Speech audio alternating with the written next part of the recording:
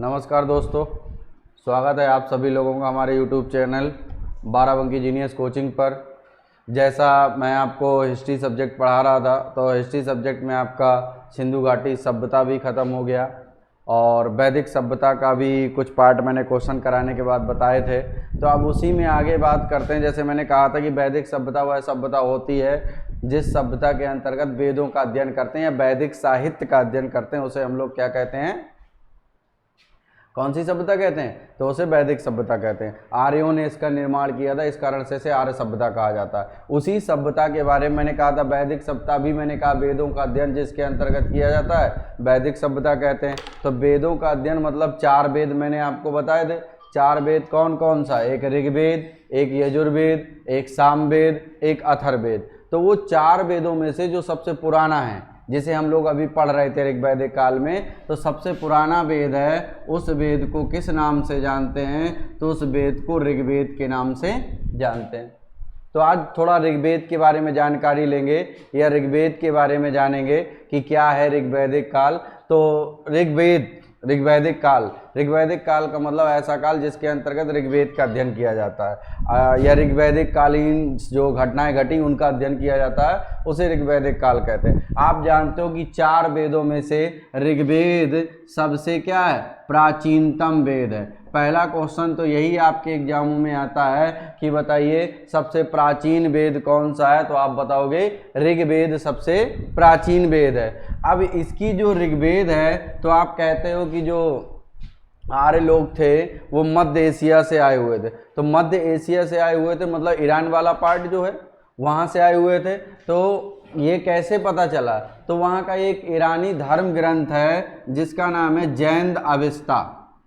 ईरानी धर्म ग्रंथ है जिसका नाम है जैन अविस्ता। तो इस ऋग्वेद की बहुत सी बातें जैन अविस्ता से मिलती जुलती हैं। कभी कभी ये भी क्वेश्चन आ जाता है कि भारत का जो सबसे प्राचीनतम वेद है ऋग्वेद, उसकी बातें किस ग्रंथ से मिलती हैं? तो आप बताओगे जैन अविस्ता नामक ग्रंथ से मिलती हैं। अब कभी कभी उल्टा क्वेश्चन पूछ लेता है कि जो जैन अविस्ता है कहाँ का ग्रंथ है, किसका धार्मिक ग्रंथ है? तो आप बताओगे ईरानी धार्मिक ग्रंथ है, ईरान का धार्मिक ग्रंथ है जैन अविस्ता। अब पूछा करता है कि ऋग्वेद की बात करें तो जैसे मैंने कहा कि ऋग्वेद सबसे प्राचीन वेद है और जो ऋग्वेद के मंडल हैं, तो कहा जाता है कि ऋग्वेद के कितने मंडल हैं? तो आप बताओगे ऋग्वेद में 10 मंडल हैं।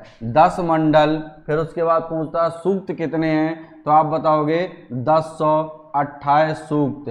फिर आपसे पूछेगा कितनी ऋचाएँ हैं? तो आप बताओगे ऋचाओं का मतलब मंत्र कितने हैं? 10,462 ऋचाएँ।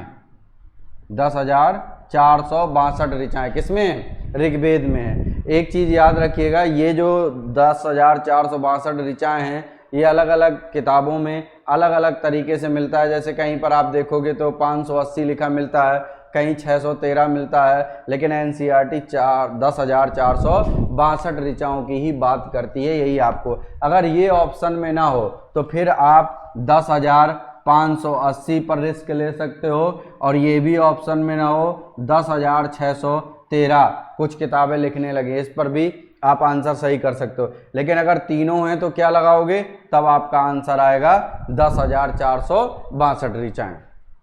अब 10 मंडल हैं, तो 10 मंडल में से कहा जाता है जो ऋग्वेद के 10 मंडल हैं तो इसकी कुछ शाखाएं भी तो रही होंगी। तो ऋग्वेद की जो शाखाएं हैं तो कहा जाता है इसकी कुछ 5 शाखाएं हैं। समझिएगा, कुछ ऐसे फैक्ट होंगे जो आप पहली बार पढ़ भी रहे होगे कि ऋग्वेद की कितनी शाखाएं हैं। तो आप बताओगे ऋग्वेद की 5 शाखाएं। 5 शाखाओं के अगर नाम पूछ लिया जाए, ये PCS लोअर PCS समीक्षा अधिकारी के लिए बहुत इंपॉर्टेंट है और वनडे एग्जामों में तो आता रहता है एक आध क्वेश्चन। तो जैसे पूछा जाए कितने शाखाओं में विभाजित है, तो 5 शाखाओं में ऋग्वेद को विभाजित किया गया था। और 5 शाखाओं में अगर बात की जाए कि नाम कौन कौन से हैं, तो नाम मैं लिख देता हूँ साकल, बालखिल, वासकल, क्या क्या हो गया? साकल, बालखिल, वासकल, और उसके बाद एक है संखायन। एक क्या है? संखायन। एक क्या है आपका? मांडुक्य। संखायन, इसको थोड़ा स्पष्ट लिख देते हैं समझ में आए। संखायन, तो ये ऋग्वेद की 5 शाखाएं हैं, लेकिन 5 शाखाओं में से केवल वर्तमान में 3 शाखाएं मौजूद हैं। कौन कौन सी? साकल, बालखिल और वासकल। ये 3 शाखाएं हैं जो वर्तमान में क्या है? मौजूद हैं। तो अगर पूछा जाए आपसे कि आप बताइए कि ऋग्वेद की कितनी शाखाएं हैं, तो आप बताओगे ऋग्वेद की 5 शाखाएं हैं। लेकिन आपसे पूछा जाए ऋग्वेद में वर्तमान में कितनी शाखाएं मौजूद हैं, तो आप बताओगे वर्तमान में 3 शाखाएं हैं और उसका नाम है साकल, बालखिल और वासकल। आगे इसी में आगे बात की जाए तो वर्तमान में ये शाखाएं 3 बोली जाती हैं। ये 3 पार्ट हैं जो मौजूद हैं, लेकिन इनमें से अगर आज की बात करें तो अगर जिसकी उपलब्ध मिल जाता है या जो चीज़ मिलती है वो साकल मिलती है। इसके कहीं कहीं साक्ष्य मिलते हैं, मेन आपकी जो है साकल ही है। अगला उसके बाद कहा जाता है कि ऋग्वेद किस वेद को आपौरुषेय कहा जाता है। एक क्वेश्चन और आता है कि आपौरुषेय किस वेद को कहा जाता है, तो आप बताओगे कि आपौरुषेय किसको कहा जाता है? ऋग्वेद को कहा जाता है। क्यों कहा जाता है आपौरुषेय? तो आपौरुषेय ऋग्वेद को इसलिए कहा जाता है कि ऋग्वेद की रचना इंसानों ने नहीं की है बल्कि भगवानों द्वारा निर्मित है। इस कारण से इसी को ऋग्वेद को आपौरुषेय कहा जाता है। ठीक है, ऐसा मानते हैं हम लोग। तो कभी आ जाए कि कौन सा वेद है जो आपौरुषेय है, तो आपका आंसर होगा कौन सा वेद है? ऋग्वेद। तो दोस्तों लाइक, शेयर और सब्सक्राइब जरूर करते रहिएगा। ठीक है, और जो भी आपको लगे, जो भी आपको अगर कहीं पर कोई चीज़ है कंफ्यूजन क्रिएट करे, तो आप, वैसे तो मैं स्पष्ट तौर पे बताता जा रहा हूँ, फिर भी अगर आपकी कोई जिज्ञासा या किसी प्रकार का कंफ्यूजन हो तो कमेंट बॉक्स पे कमेंट जरूर डालिएगा। क्योंकि ये जो वीडियो है ये आपको जब मिलेगा, जब आप देखोगे तो उसमें आपको लगना चाहिए कि हाँ आपने पढ़ा है। और अगर कहीं कोई दिक्कत आ रही है तो आप बता सकते हो कि ये क्या यहाँ पर हमें प्रॉब्लम है, तो मैं उसका निवारण करूँगा। और सजेशन भी देते जाया करिए कि अगर कहीं कोई सुधार की ज़रूरत हो, क्योंकि अनवरत सुधार जरूरी होता है। कहीं आपको लगे कोई चीज़ सुधार करनी चाहिए तो वो सुधार की भी आवश्यकता रहती है। तो आपकी सलाह सर माथे पे, लेकिन वही सलाह दीजिएगा जो मानने योग्य हो। अब ऐसा नहीं है विद्वान बनने लगो, तो ज़्यादा विद्वान भी नहीं बनना, जो लगे कि हाँ ये चीज़ मतलब होनी चाहिए तो वो बता सकते हो। तो चलो आगे बात करते हैं। ये मैंने बताया आपौरुषेय क्यों कहते हैं। आगे देखिए, ये बिल्कुल मतलब शॉर्ट टाइप का है, डायरेक्ट क्वेश्चन डिस्कस हो रहे हैं और यही सीधे ही डायरेक्ट आपके एग्जाम में क्वेश्चन आते हैं। कहा जाता है कि ऋग्वेद के, मैंने जैसे कहा 10 मंडल हैं, तो 10 मंडल में से कुछ ऐसे मंडल माने जाते हैं जो सबसे प्राचीन मंडल कहा जाता है। तो क्वेश्चन पूछता है ऋग्वेद के कौन से मंडल हैं? सबसे प्राचीन मंडल हैं। तो ऋग्वेद के जो सबसे प्राचीन है, मैं लिख भी देता हूं, सबसे प्राचीन ऋग्वेद के सबसे प्राचीन मंडल कौन से हैं? कितने में से? 10 मंडल में से। तो आप बताओगे सबसे प्राचीन मंडल जो हैं वो आपके 2 से लेकर के 7 तक के मंडल हैं। जब आपसे पूछा जाए कि आप बताइए ऋग्वेद के सबसे प्राचीन मंडल कौन है, तो आप बताओगे 2 से लेकर के 7 तक के जो मंडल हैं वो सबसे प्राचीन मंडल है। फिर आपसे पूछा जाएगा कि बताइए कौन सा मंडल है जिन्हें मतलब क्या कहते हैं आप लोग कि नवीन मंडल। अब नवीन मंडल तो सबको ही बता देगा। 10 मंडल में से कौन से ऐसे मंडल है जो नवीन मंडल है? तो 10 मंडल में से कहते हैं कि 2 से 7 तक तो सबसे प्राचीन है, लेकिन 2 मंडल अगर कहा जाए कि नवीन, या इसके लिए एक नया शब्द जोड़ा करता है, क्षेपक मंडल। क्या जोड़ता है? क्षेपक मंडल। ऋग्वेद में या एग्जामों में नवीन नहीं लिख के आता है, क्षेपक लिख के आता है। तो आपको बताना रहेगा कि आप बताइए कि ऋग्वेद का क्षेपक मंडल किसे कहा जाता है, या कौन कौन क्षेपक मंडल होता है। अब कौन कौन मैंने जोड़ दिया है तो इसका मतलब 1 से ज़्यादा होगा। तो 2 मंडल ऐसे हैं जैसे ऋग्वेद में बाद में जोड़े गए बताए गए हैं, और दोनों मंडल कौन कौन से हैं? पहला और 10वां। कौन कौन सा मंडल? पहला और 10वां मंडल जो है ऋग्वेद का क्या कहलाता है? क्षेपक मंडल कहलाता है, या नवीन कहा जाता है। ये मंडल पहला और 10वां बाद में जोड़े गए हैं। आगे हम लोग बात करते हैं, देखो 1 और 10 हो गया, 2 से 7 तक हो गया, फिर एक मंडल बचता है जिसे हम लोग कहते हैं ऋग्वेद का कौन सा मंडल है, जिसे हम लोग क्या कहते हैं, सोम मंडल कहते हैं। ऋग्वेद के किस मंडल को सोम मंडल कहा जाता है, समझते जाइए, बिल्कुल शॉर्ट में, बिल्कुल एग्जाम टाइप के क्वेश्चन जो बहुत बीओईओ में बहुत कुछ काम आएगा अभी तुरंत। ऋग्वेद का कौन सा मंडल सोम मंडल कहलाता है, तो आप बताओगे ऋग्वेद का जो 9वां मंडल है, कौन सा मंडल, 9वां मंडल है, उसे सोम मंडल कहा जाता है।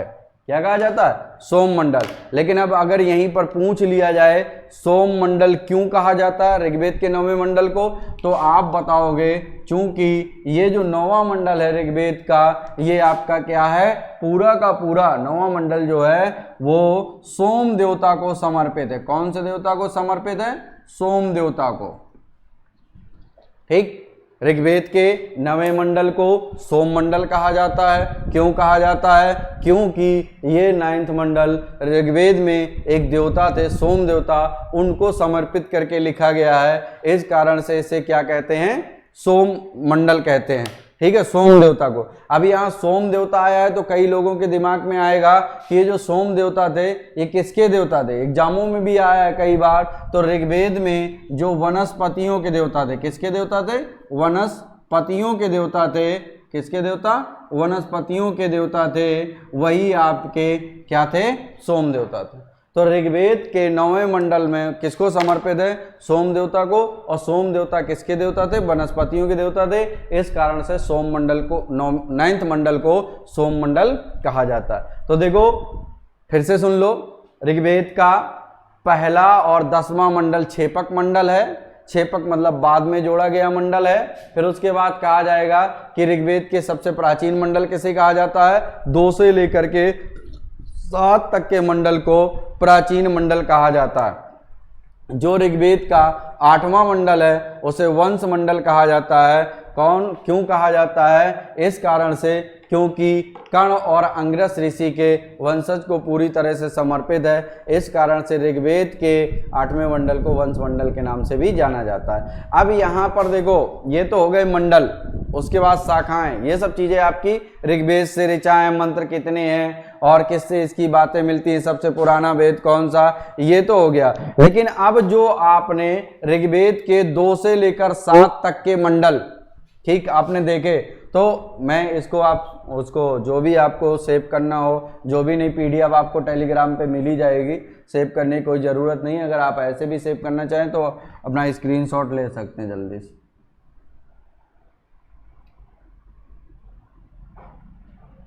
ओके, अब देखो इसी में हम लोग आगे बढ़ते हैं, थोड़ा सा और आगे बढ़ते हैं। इतना सब क्लियर हुआ होगा मुझे उम्मीद है आप लोगों को।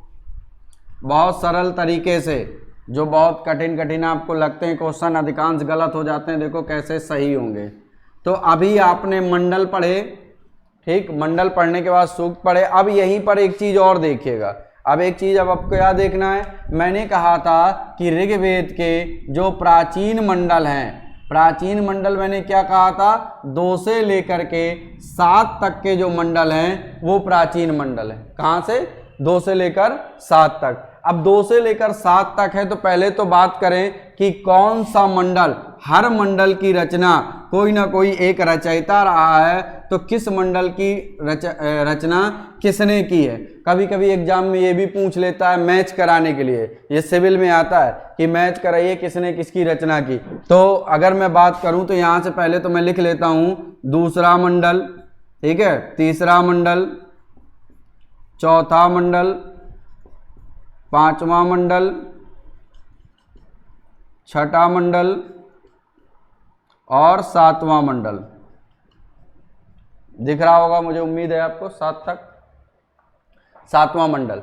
अब ये 7 मंडल हैं तो हर मंडल का कोई ना कोई रचयिता है, मतलब कोई ना कोई एक मुनि है जिसने इसकी रचना की है। तो अगर बात की जाए कि ऋग्वेद का जो दूसरा मंडल है उसका रचनाकार किसे माना जाता है, तो आपका आंसर होगा गृहस्थ भार्गव,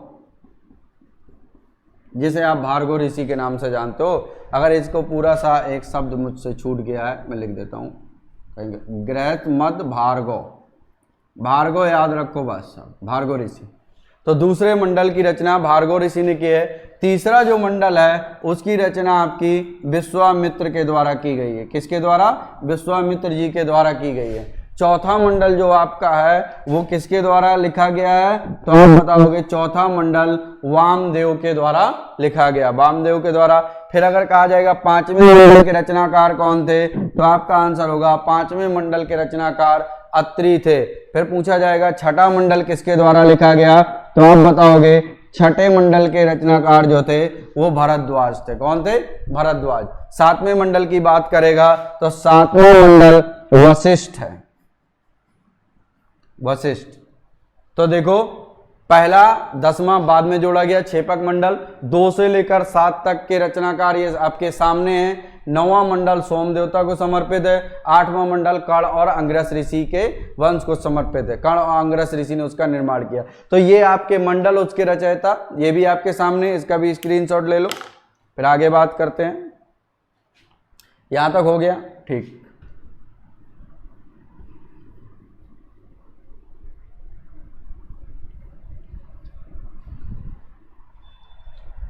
अब इसी में दोस्तों क्या देखना है, इसमें एक चीज और देखना है। अब आता है कि ऋग्वेद में जो एक आपने नाम सुना होगा, ऋग्वेद में ही उल्लेख किया गया किसका?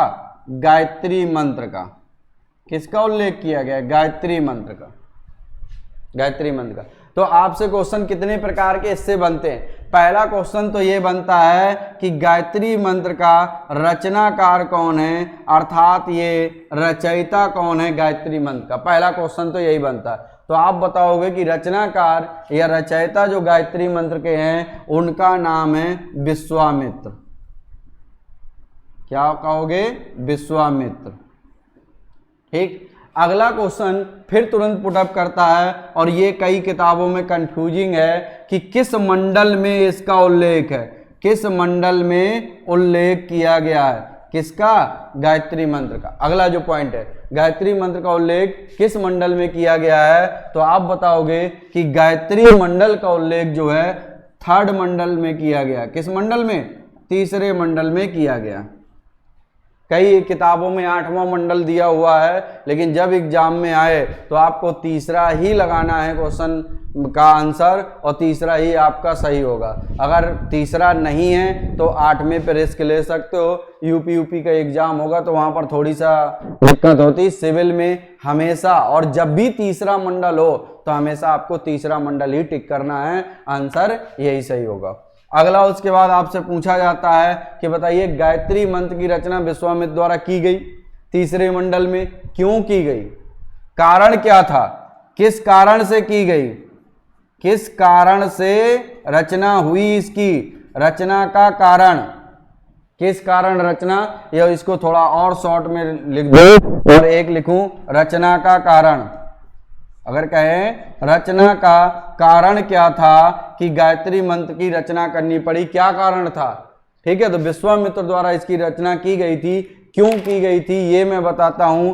अनार्यों को आर्य बनाने के लिए। क्या करने के लिए? अनार्यों को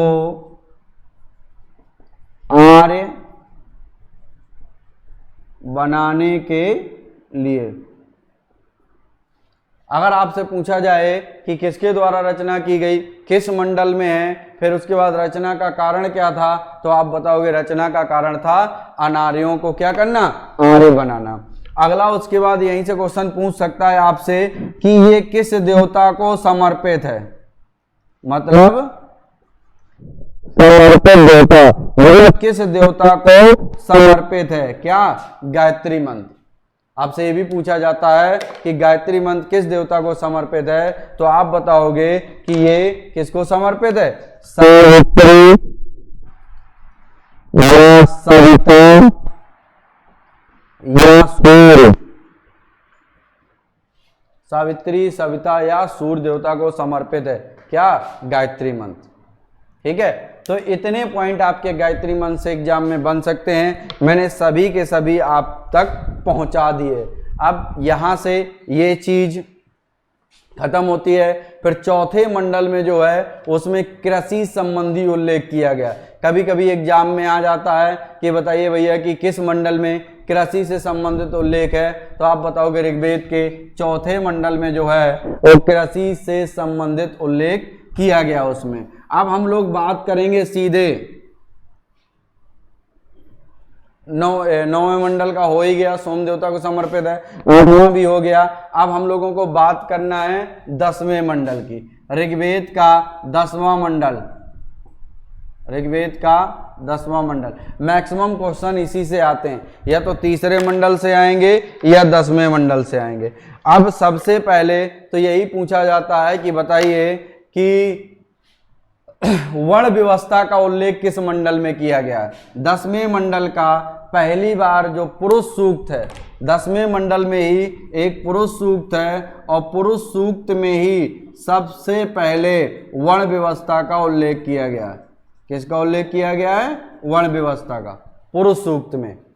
किस मंडल में? 10वें मंडल में। और ये पुरुष सूक्त में जो वर्ण व्यवस्था का उल्लेख किया गया 10वें मंडल में, फिर वर्ण व्यवस्था में वो पूछ सकता है कितने वर्ण थे, कितने वर्णों में विभाजित किया गया। तो यहां पहली बार ऋग्वैदिक काल के पुरुष सूक्त में जो 10वें मंडल में उल्लेखित है, इसमें पहली बार वर्ण व्यवस्था का उल्लेख है। बहुत एग्जामों का इंपॉर्टेंट क्वेश्चन है कि बताइए सर्वप्रथम वर्ण व्यवस्था का उल्लेख कहाँ मिलता है, तो आप बताओगे सर्वप्रथम वर्ण व्यवस्था का जो उल्लेख मिलता है वो मिलता है आपका ऋग्वेद में। फिर पूछता है किस मंडल में? 10वें मंडल में। 10वें मंडल के किस सूक्त में? तो आप बताओगे पुरुष सूक्त में। 4 वर्ण कौन कौन से थे? तो आप बताओगे ब्राह्मण, क्षत्रिय,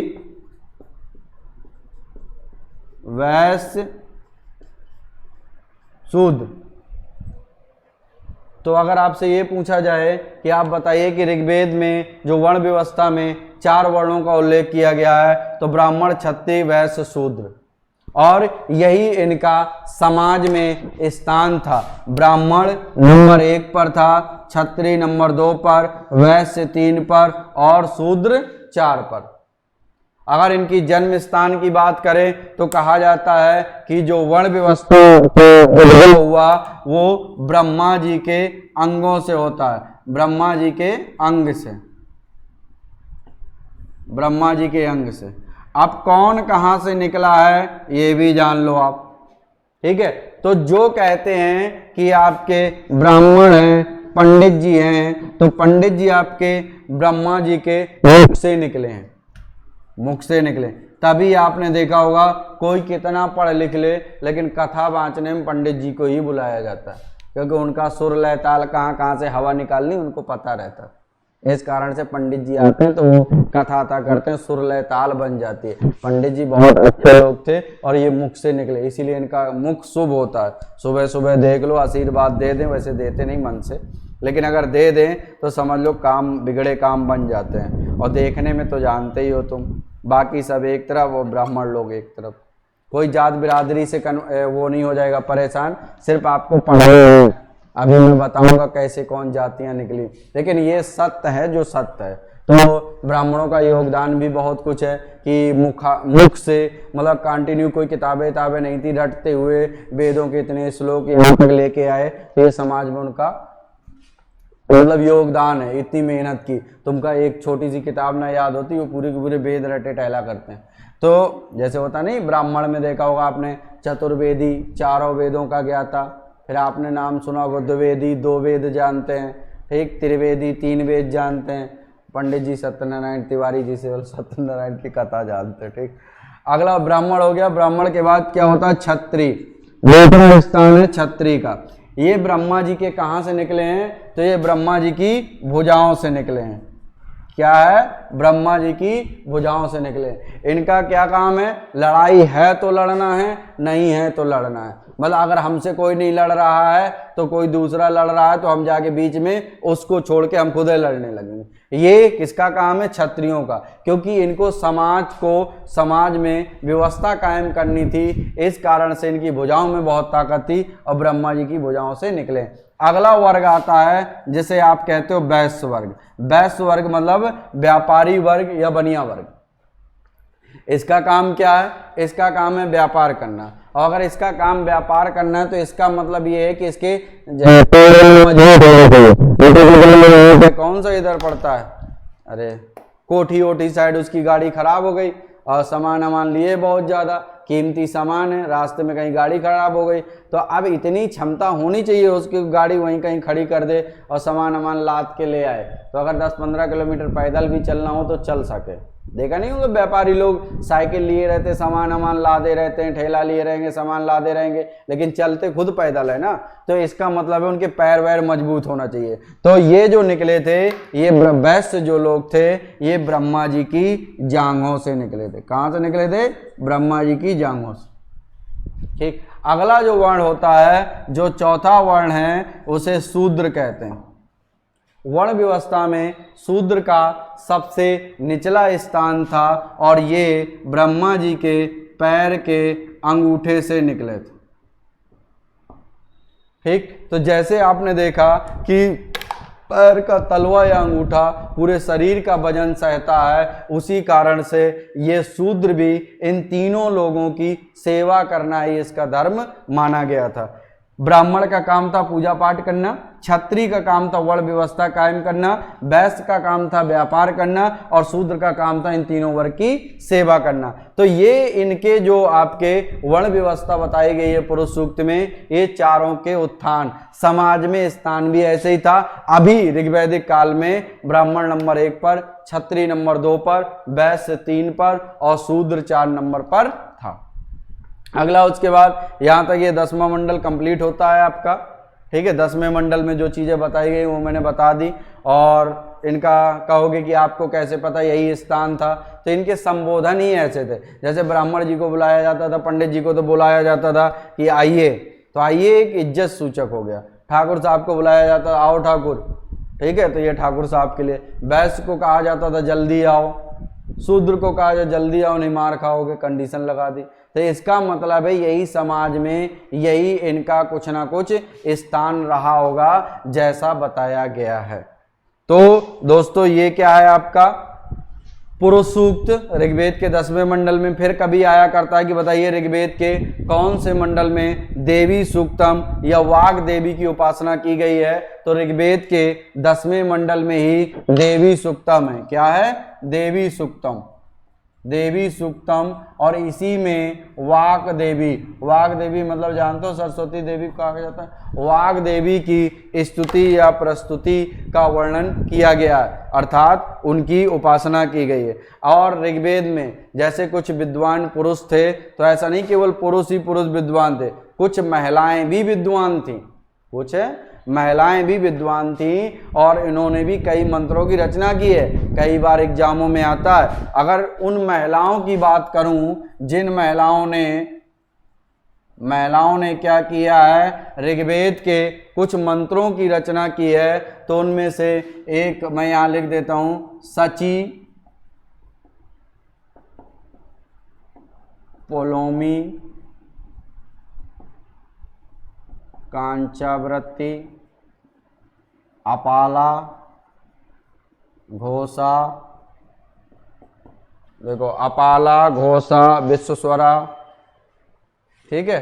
तो ऐसे कुछ ऐसी महिलाएं थी जो, और विश्वस्वरा भी है, तो ये महिलाएं थी जिन्होंने ऋग्वेद के मंत्रों की। तो कभी कभी आ जाता है कि बताइए कौन सी ऐसी विदुषी महिला थी जिसने ऋग्वेद के मंत्रों की भी रचना की है, तो आप बताओगे इन महिलाओं का नाम, जो भी ऑप्शन में होगा आप वहां पर बता सकते हो।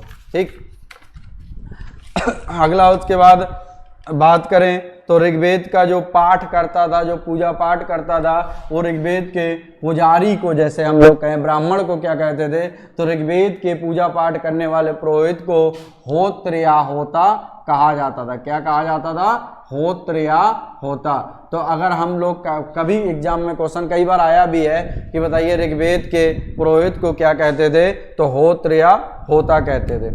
फिर उसके बाद कई चीजें हैं, तो यहाँ तक की क्लास जो है यहीं पर हम लोग ओवर करते हैं। आगे की बात अगली क्लास में होगी। याद रखिएगा, इसको लाइक भी करना है, शेयर भी करना है, और जहाँ जो चीज़ आपको लगे कि ये चीज़ मतलब आपको नहीं बताई गई तो आप पूछ भी सकते हो कमेंट बॉक्स में। लाइक शेयर ज़रूर करते जाना, चैनल को आगे बढ़ाना आपका कर्तव्य है दोस्तों। हम लोग अपना वर्क कर रहे हैं, आप लोग भी ईमानदारी से अपना वर्क करिए, पढ़ते जाइए, आगे बढ़ते जाइए, क्योंकि आगे बढ़ना है तो ये सब चीज़ें केवल एक ही मतलब चीज़ होती है जो आपको आगे बढ़ा सकती है, वो है आपकी शिक्षा।